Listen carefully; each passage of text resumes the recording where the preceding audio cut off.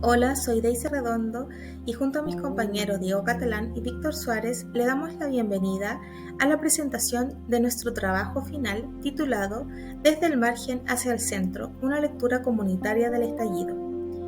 Este trabajo nace desde una inquietud compartida, comprender cómo se entrelazan las experiencias de exclusión que viven día a día muchos sectores populares y comunidades migrantes en Chile y cómo esas experiencias se hicieron visibles en el contexto del estallido. Nos propusimos, por lo tanto, como objetivo general, reflexionar críticamente sobre estos procesos desde el enfoque de la psicología social comunitaria, para pensar la comunidad, la participación y la justicia social no solo como un concepto teórico, sino como prácticas vividas que emergen desde los márgenes del sistema. En octubre del 2019 marcó un antes y un después de nuestro país. Lo que comenzó como una protesta por el alza del pasaje se convirtió en una revuelta nacional que dejó al descubierto un malestar profundo. No solo eran los 30 pesos, sino eran más de 30 años de desigualdad, de precariedad laboral y de abusos de sistema de salud y de pensiones, y además la exclusión educativa. Las calles en ese entonces se llenaron de personas que por años se habían sentido ignoradas, sectores históricamente marginados como los jóvenes, las mujeres, los pueblos originarios, los estudiantes, disidencias sexuales y las personas migrantes. Estos se tomaron el espacio público para decir basta, y en ese decir basta se abrió una oportunidad, una pequeña posibilidad de que podemos repensar colectivamente el país que queremos habitar. Pero este fenómeno, como muchos otros, desde la psicología social comunitaria, no puede ser visto o no puede ser comprendido de una forma aislada. El estallido fue también el resultado de una serie de procesos que se venían gestando desde hace varios años, entre ellos el aumento significativo de la migración. Miles de personas llegaron a Chile desde países vecinos como Venezuela, Haití, Colombia, Perú, escapándose de las crisis económicas y la inestabilidad política o situaciones de violencia en sus países. Estos llegaron buscando oportunidades a nuestro país, un refugio, una vida digna, pero al llegar se encontraron con un sistema que muchas veces les cerró las puertas o los recibieron desde la desconfianza, el racismo y la precariedad. Por eso, nos proponemos una lectura conjunta sobre el estallido y las experiencias migrantes, porque no son solo fenómenos separados, sino son expresiones de una misma estructura social excluyente, una estructura que margina, que niega derechos, que impone condiciones de vida desigual y que al mismo tiempo enfrenta la posibilidad de una transformación por quienes la habitan desde el borde. Desde aquí damos paso a nuestro primer eje del análisis, que hemos titulado La migración como fractura y potencial comunitario. La migración como fractura y potencial comunitario. Migrar no es simplemente moverse de un país a otro. Es una experiencia vital profundamente compleja que atraviesa a las personas en múltiples dimensiones. Implica tantas cosas como dejar atrás la tierra, las costumbres, los afectos, el lenguaje, las redes de apoyo. Migrar también es enfrentar un duelo por lo que se pierde, el miedo ante lo nuevo, la incertidumbre de no saber si se encontrará un lugar donde echar raíces. Desde la psicología social comunitaria, entendemos que este sufrimiento no debe rendirse a lo individual ni a lo clínico. No es una patología ni una fragilidad personal. Es un dolor que tiene causas sociales, políticas e históricas. Porque muchas veces este sufrimiento surge del encuentro con un sistema que no acoge, que excluye, que segrega. En Chile, por ejemplo, esto se traduce en condiciones laborales precarias, informalidades, barreras lingüísticas, racismo estructural, acceso limitado a derechos básicos como salud, vivienda, educación o justicia. pero también se expresa en una exclusión simbólica. Las personas migrantes son nombradas desde el miedo, el prejuicio o la desconfianza. Se les etiqueta como amenaza, como carga, como un problema. Sin embargo, y esto es algo que quisimos relevar en nuestro trabajo, la exclusión no es la única relación posible. En medio de estas adversidades, muchas comunidades migrantes desarrollan estrategias de resistencia, cuidado y construcción colectiva. Por ejemplo, con ollas comunes, en ferias, en centros culturales, en juntas de vecinos, en espacios de fe o de arte. Se tejen redes de apoyo, de protección y de sentido. Lo comunitario emerge desde abajo, no desde las políticas estatales ni desde los discursos oficiales, sino desde la vida cotidiana. Y es ahí, en estos espacios autogestionados y solidarios, en donde se gesta una forma de hacer comunidad que es profundamente política. Por eso, afirmamos que la migración representa, sí, es una fractura, es una herida, una separación, una pérdida, pero también encierra un potencial comunitario, la posibilidad de volver a tejer lo común, de desafiar los límites del modelo neoliberal, de construir una pertenencia nueva y más justa, y ese potencial no puede ser ignorado, debe ser reconocido, validado y fortalecido, porque allí, en las prácticas de quienes han sido excluidos, encontramos muchas veces los signos más claros de una transformación. A continuación, mi compañero Víctor. En octubre de 2019 se decía en las calles que Chile despertó. ¿Pero despertó de qué? La narrativa social decía que Chile despertó de una larga normalización de la desigualdad, de la precarización de la vida y del abuso sistemático, entre otras cosas. Durante años, organismos internacionales como la Organización de la Cooperación y el Desarrollo Económico venían señalando que Chile era uno de los países más desiguales del mundo. Sin embargo, esa información no lograba permear en la conciencia colectiva hasta que estalló. La revuelta fue protagonizada por sectores populares, por quienes viven con sueldos que no alcanzan, por quienes hacen filas eternas en el sistema de salud, por quienes deben endeudarse para estudiar, por quienes viven al día. Fue una protesta contra un sistema que promete libertad, pero que reparte privilegios para unos pocos. Lo interesante de esta protesta es que no solo fue racional, sino que estuvo profundamente cargada de emociones colectivas, rabia, indignación, pero también esperanza. Hubo cacerolazos, asambleas, intervenciones artísticas, barricadas, cantos, performance. Fue una forma de reapropiarse del espacio público, de recuperar la voz. Sin embargo, con el tiempo, muchas de esas demandas fueron canalizadas hacia un proceso institucional que no logró contenerlas del todo. Así, el Acuerdo por la Paz y la nueva Constitución, si bien sucede que abrió una puerta, también funcionó como una válvula de escape para calmar la presión social. Y de esa manera, con eso, muchas personas volvieron a ser excluidas del proceso, porque al final los actores políticos que antes no escuchaban siguieron sin hacerlo.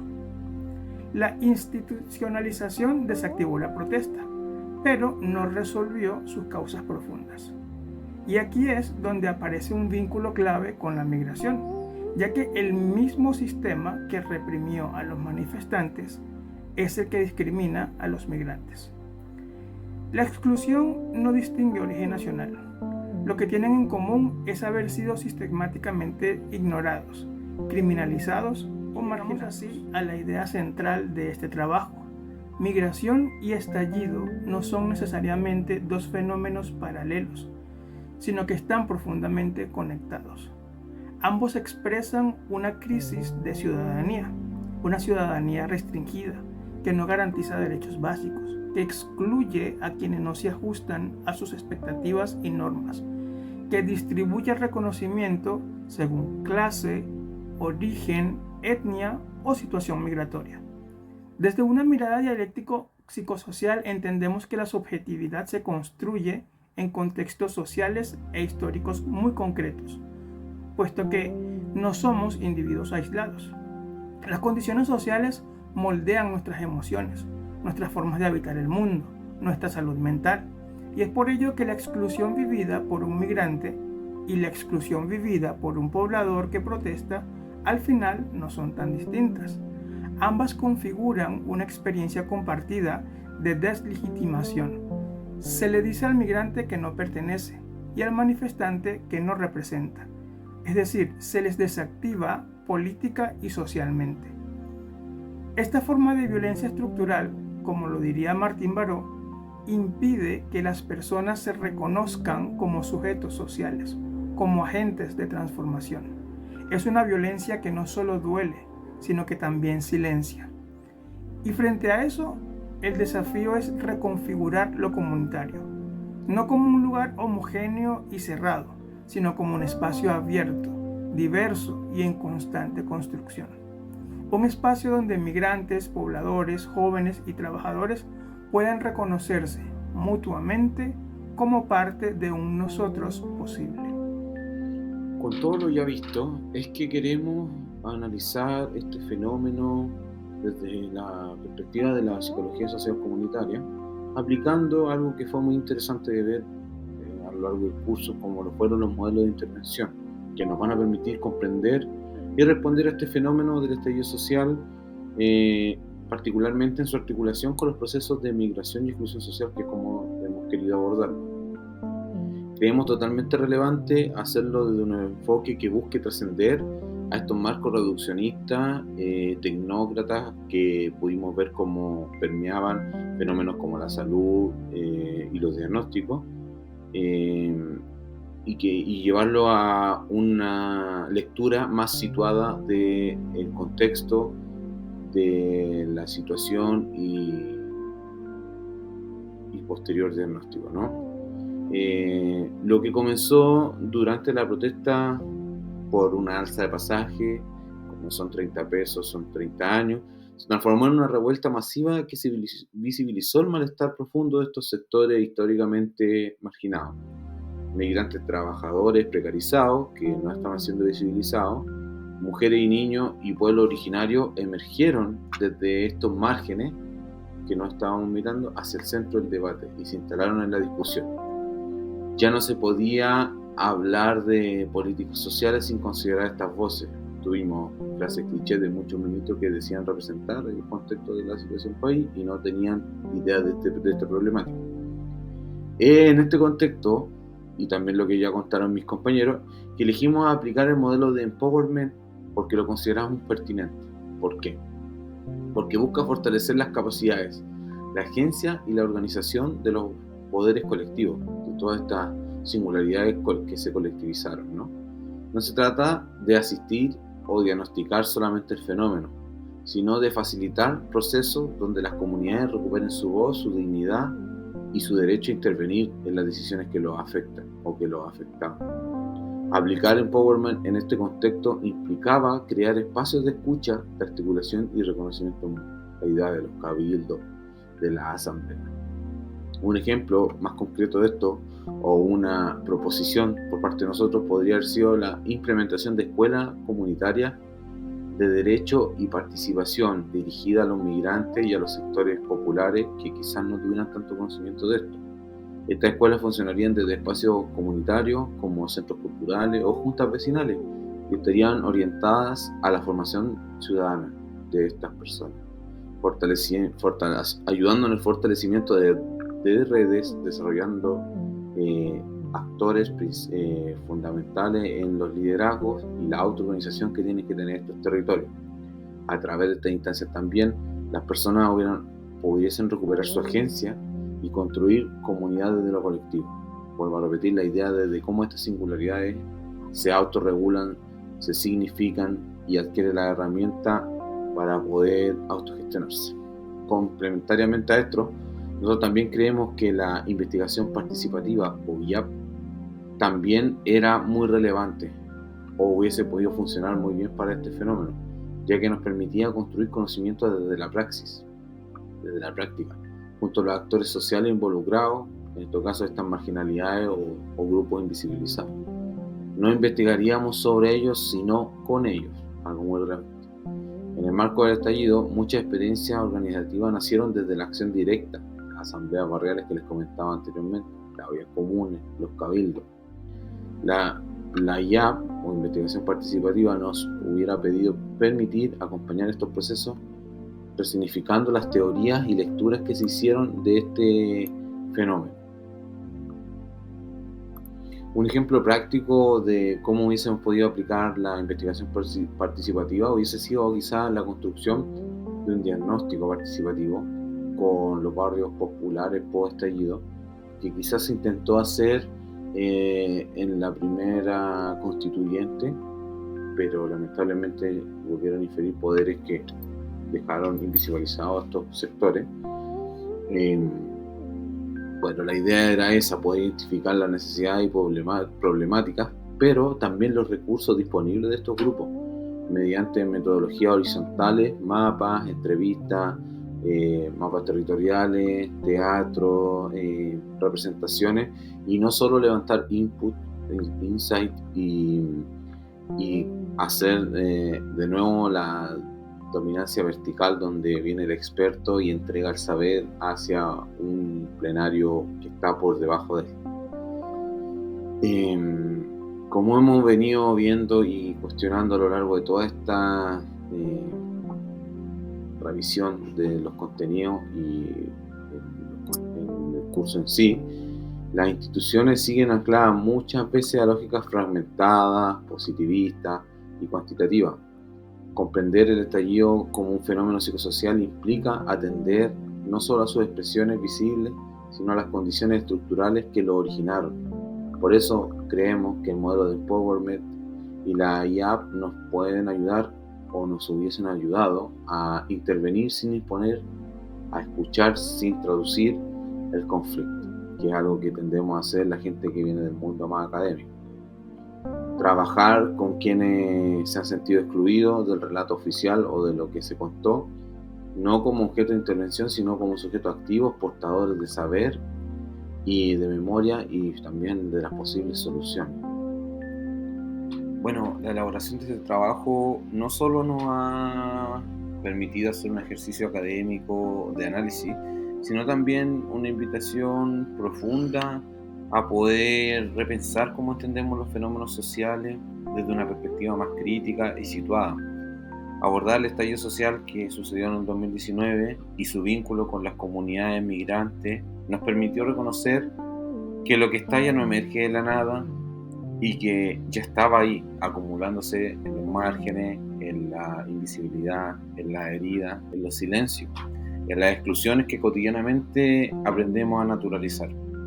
En este recorrido ha sido inevitable mirar con otro ojo nociones fundamentalmente como grupos o comunidades, ya no como entes estáticos o solo funcionales, sino como sistemas vivos, relacionales, donde se construyen sentidos, vínculos, conflictos y posibilidades. El grupo, en su dimensión psicosocial, es un espacio de identificación, de reconocimiento, pero también de disputa simbólica.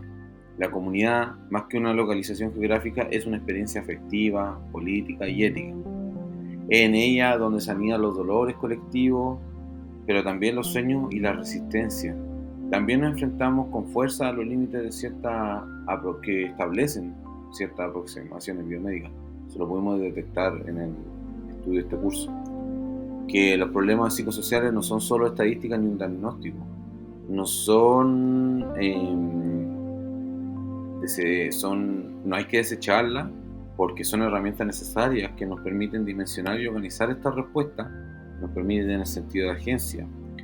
Pero lo que cuestionamos es el lugar de exclusividad que hoy día utiliza en la toma de decisiones, desplazando otras formas de conocimiento, como lo son los relatos, las memorias, las narrativas locales, los afectos. Porque lo que duele no siempre está en una encuesta, no entra en una encuesta. Y lo que lo moviliza no se encuentra ahí y tampoco se puede medir. Es por eso que este curso nos deja como aprendizaje clave la importancia de sostener una mirada dialógica, que no imponga soluciones, sino que las construya junto a quienes viven los problemas. Aquí es donde los modelos que pudimos revisar ya en la última unidad, como lo son la intervención comunitaria, con un sentido vital, ya que dignifican los saberes populares que han sido tercerizados por el posicionamiento del perfil más biomédico. Y posiciona también el protagonismo de las comunidades para la reconstrucción de un tejido social que ha sido fragmentado por la desigualdad y la exclusión. Comprender el estallido de esta mirada no es solo describir sus causas, sino también preguntarnos qué tipo de sociedad queremos reconstruir o co-construir, que es un concepto nuevo, co-construir. Y es en esta tarea el trabajo comunitario importante, ya que no es solo un complemento, sino un eje transformador. La comunidad no es un lugar al que vamos a ir a ayudar, es el lugar al que pertenecemos y que se va a ayudar. Y este reconocimiento mutuo emerge y permite una posibilidad real de justicia, de salud y de reparación. Es por ello que, si ustedes ven en esta lámina, yo he establecido 4 frases que creemos sintetizan todo lo que hemos logrado aprender y sentir de este curso y la revisión de este caso, que es sobre el estallido no inventó el malestar, solo lo visibilizó, que es una creencia que muchos tienen. Cuando ven las estadísticas antes del estallido, post estallido, como no era visibilizada, creen que nació ahí. Intervenir no es aplicar recetas, es construir sentido con otros. La lógica biomédica del experto versus los que no saben, y no entender que los saberes se construyen y que las soluciones pueden brotar de los grupos afectados. La comunidad no es algo o un lugar al donde vamos, sino también es el lugar en el que pertenecemos. Entender que somos parte de esta co-construcción de personalidad es sumamente importante, ya que nos permite darnos cuenta que es un grupo activo, cambiante, vivo, que puede colaborar para las soluciones.